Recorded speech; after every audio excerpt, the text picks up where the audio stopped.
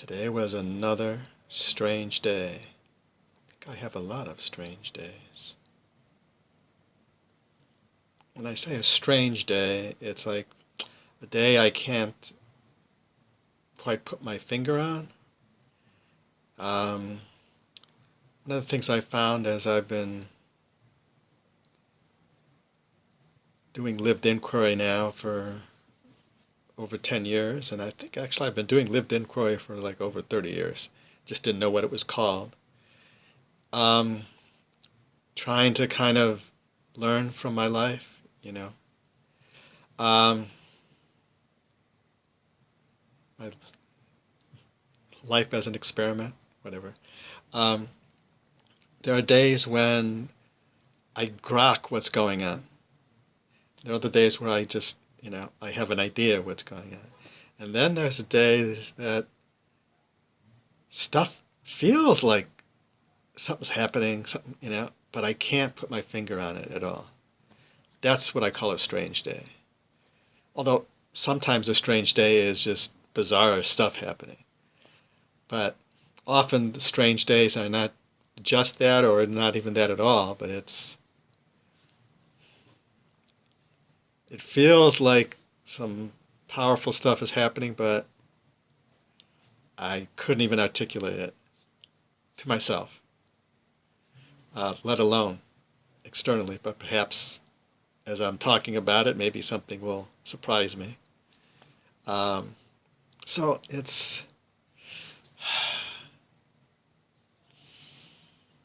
guess it's being in this space of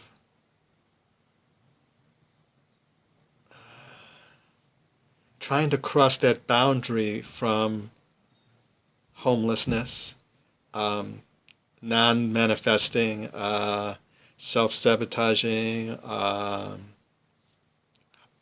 these different things where it's like you're not quite living to the full potential, and then living full potential, and the gulf that is there in all four quadrants for me. Internal, that's an internal gulf, and a psychological, phenomenological gulf, the subjective quadrant.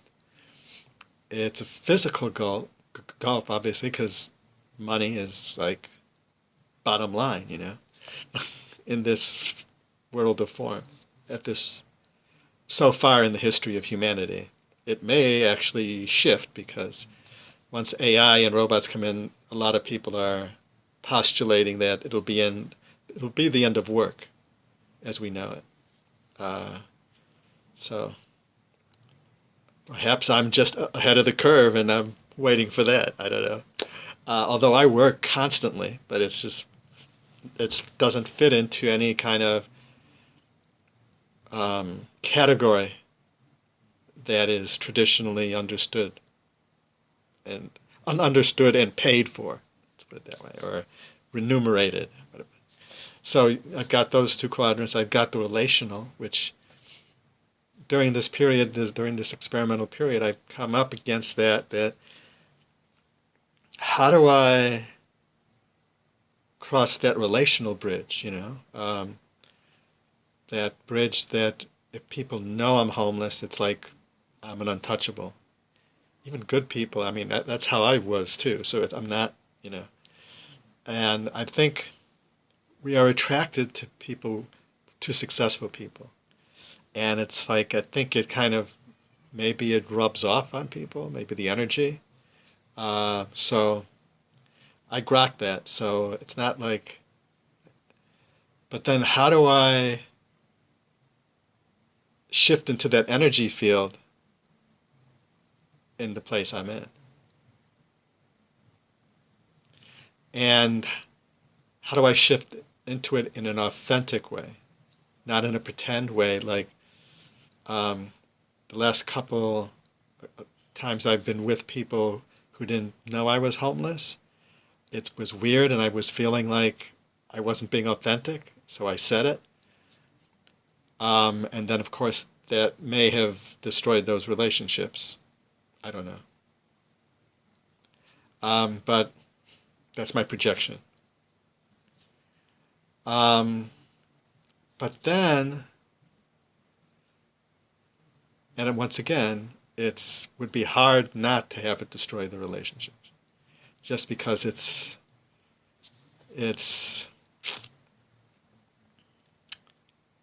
a big divide that's not. I don't think it's about people being unconscious or selfish. I think there's a lot there that I think people need to surround themselves with people who uplift them, especially successful people.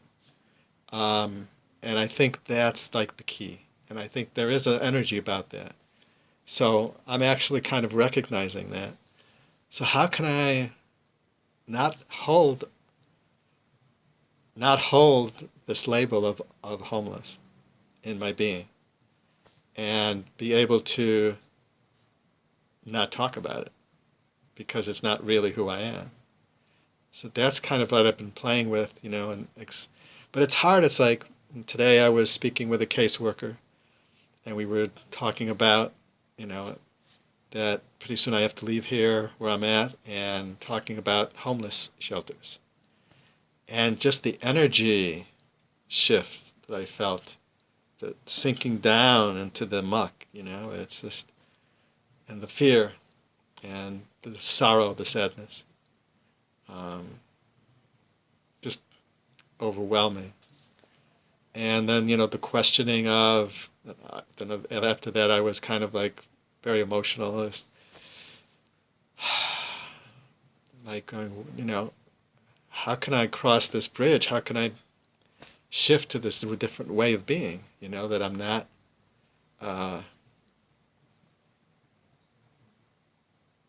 homeless in my being.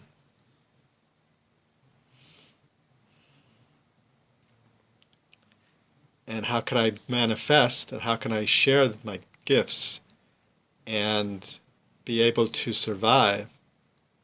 Like, theoretically, a lot of people say that if you share your gifts and you're authentic, then the universe will kind of work with you and feed you. So I'm experimenting here with that too. Perhaps, I don't know. I don't know how to cross the bridge, but all I'm trying to do now is trying to be as authentic as I can, consciously authentic as I can, and try to share, like sharing or drawing a day into the social media sphere. Even just putting it out there feels like, okay, at least I'm sharing my gift. Some people may not think it's a gift, but I'm sharing my gift in that I'm creating these works and then I'm putting it out there for free, and not expecting anything in return. Honestly, I'm not.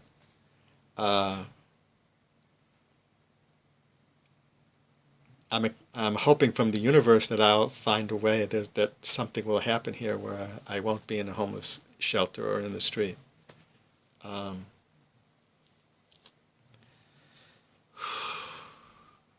And then again, if you're on the spiritual path, you got to be willing to say, whatever, God, bring it on.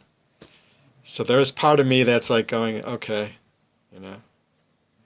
Another part of me is feeling like, do I need to go that far down? Maybe. Maybe. I don't know. I don't know.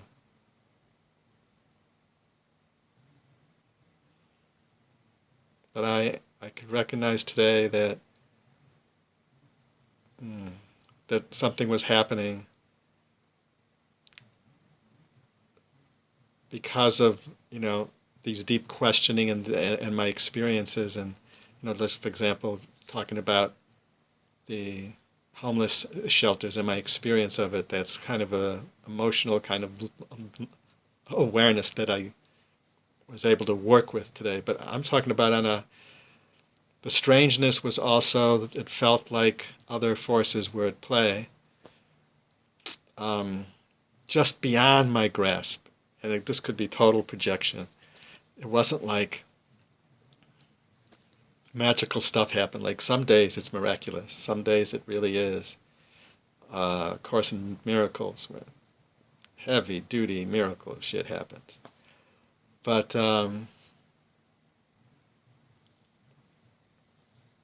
I sensed that there was like magical stuff on the fringe, but way beyond my comprehension. And then I just felt myself, I'm crazy, this is. And then I did the drawing, and totally I had no idea what I was going to do, and I just looked at it and I said, I'm kind of caught between mandalas and abstract, and I'm just going to sit here and look at that screen until I see something. So finally I saw a couple lines. So I drew those lines. And then I just started to roll with it. And then I reached a point where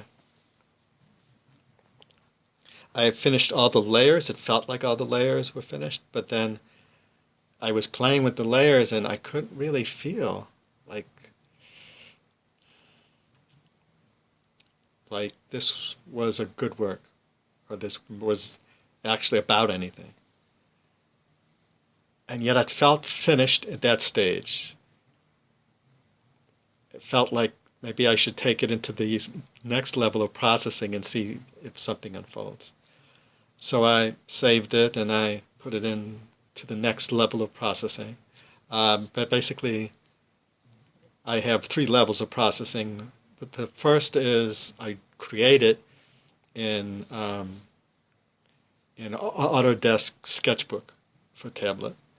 And then I export it, and then I import it into a program called Paper Pictures, I think. Paper Artist.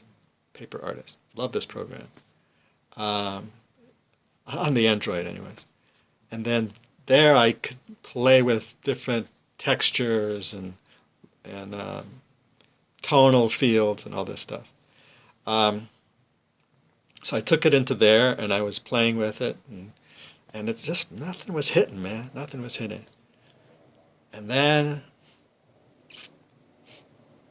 I just felt, wait a minute, maybe I need to play with the layers, because it feels like this is the drawing, but it's not feeling right yet. So I went back, played with the layers in Sketchbook, Autodesk Sketchbook, and then exported again, did all that, and brought it in to Paper Artist, and then played some more, and then still nothing, and then finally there was one last little filter I was drawn to. I said, well, let's try this one. And I did it, and pop. Not only pop, but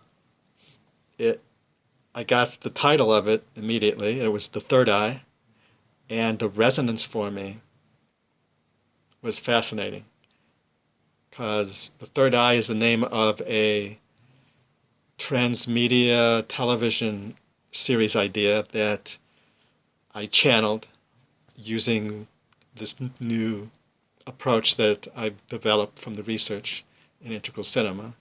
I'm calling it Cinegeist, what I do, which is like tapping into the Cinegeist, the zeitgeist through the moving image medium. So I do an interesting kind of visualization of, well, I go back into I created a timeline of the coevolution of the moving image, consciousness, culture, and society, and have them in 4 streams in parallel. And I've been studying it and seeing the different patterns, and so it's kind of embedded in my mind now that I've really been playing with it. And so then I do a practice of I move through it from the beginning all the way till now, and then I do a certain practice that asks the evolutionary impulse, what the arc of evolution wants spoken right now. And this TV series idea came out, and it's called The Third Eye. So what hit me, and it's very exciting, I mean, it's like very kind of powerful to me, and the people I've told are like blown away by it so far. Um, I haven't told it I've told it to maybe about 10 people, and they all are blown away. So, I don't know. Could be that, it's just bullshit, but I don't think so. Because it feels like it's not mine, and people kind of really kind of. So I think, so that, and I've been struggling with, what do I do? How do I survive and stuff like that? And here I have this idea that feels like it really needs to be put out into the world to help the world, because it's about, it really, the design of it is to actually help the evolution of consciousness of the viewer in a very deep way. It's an integrated television series, video game, VR, AR app. So the transmedia really, but it integrates it so much that as you're playing the game, some of the stuff ends up on the TV series and vice versa. And the video game in VR, as you play it, you enter it, you answer questions that will tell the system what structure of consciousness you're currently at. And it works with you, and you have to go through the game, and the only way to get through it, to win, is to evolve. And so it's pretty cool, and I don't take credit for it. I mean, it's a lot of the research coming together, but I've learned to be in awe of whatever this is. I occasionally have access to pretty cool shit that's not mine, but it's coming through me. And so it's like, when I saw this drawing and it hit me the third eye, it was like, felt like a message. It's like, here you are, worrying about going to a homeless shelter and all that, and you've got this great idea. What the fuck are you doing? Excuse me. I say to myself, well, I don't have the resources, I'm too old, I'm this and that. But then there was this voice that's saying, dude, you asked for this gift and you're not sharing it? What the fuck's your problem? So it's a huge thing, and it feels like way over my head to do. And yet, it's like, hey, man, it's like there was this voice going, dude, you're broke, you're homeless, and you have a really fucking awesome idea. What are you doing here? So, I don't know what to do with that, but so that's, I don't know. Strange day. All right, I'm at 18 minutes. 19 minutes almost, so that's enough for today. May you have a blessed and strange and gloriously, wondrously strange days. Peace out. Oh, wait. Namaste first. Then peace out. Then peace in. And how about peace in between?